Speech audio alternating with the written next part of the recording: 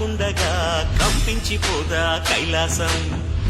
ఇప్పుడే శుభలగ్నం, ఇది నా సంకల్పం, విధినే ఎదిరిస్తా నీ సాక్షిగా.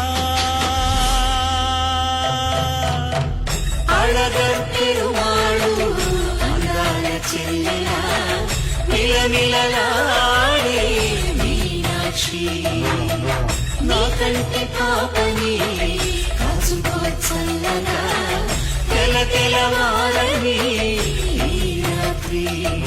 చిందయ్యరా ఓ సుందరా, శ్రీ గౌరికి బొట్టు పెట్టయ్యరా.